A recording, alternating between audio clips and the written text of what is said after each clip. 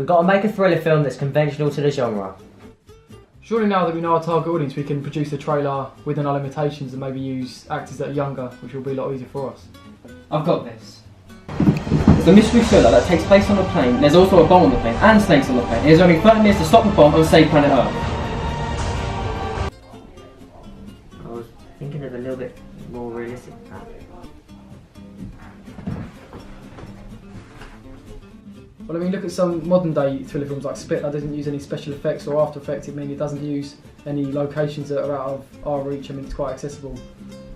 Well, if you look at the cinematography and lighting within that film, I mean, we could easily set up a film in a house. That would be really conventional to the genre.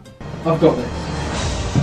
A film about a fictional Earth where geeks get given the option to believe in this fictional Earth by taking the red pill or the blue pill. It's their choice to believe in the meaning of life. Dude, that is stupid! It's so out of our limitations! What do you expect us to do with that? Well, what isn't then? Are we going to make a film about famous murderers or something? Because that would be conventional.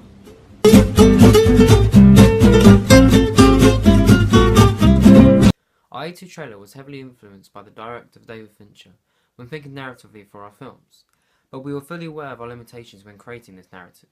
His films, and amongst other lot of thriller films, tend to cast families as the main actors within the film. This is what we initially wanted when we started making our trailer. However, we realised when we cast our family that they were never available when we wanted to film with them. Therefore, we had to limit ourselves with choosing actors within our group, so we always knew they would be available when we wanted to film. Budgeting was a huge issue when we wanted to make our trailer. Thriller films tend to have an excessive amount of blood within films.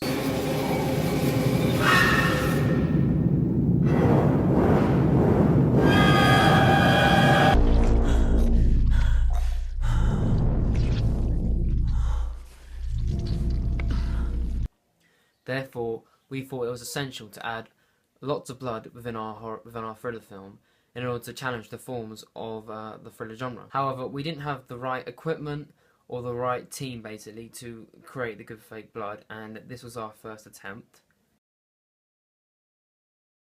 So we had to resort to plan B, which was using root red food colouring, which actually looked pretty authentic when we put it down to it, so in that sense it conventionally worked.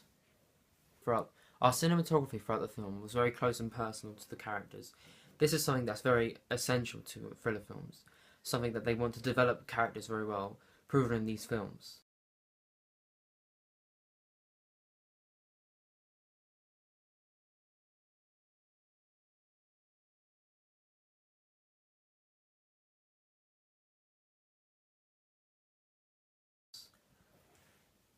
We tried to reenact this basically within our thriller film, with lots of close-ups.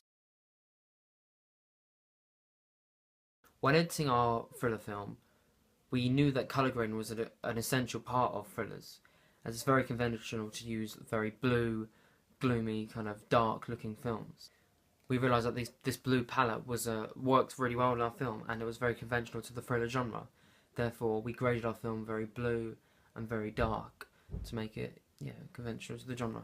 Our poster is very conventional to the thriller genre. Firstly, when you first look at it, you see the UV blood. UV blood is always associated with crime and criminals, basically, so this is obviously a strong convention of a thriller film, so when people first take a look at it, they're going to think it's a thriller and instantly associate it through that brand identity. A strong theme throughout most thriller films is not giving away many answers, and let the audience figure it out. Therefore, we thought it's essential in order to reinforce a minimalist poster, not give much away about the plot, and kind of let audiences figure out what this X might resemble, what might it symbolise throughout this film, enticing them to watch the film.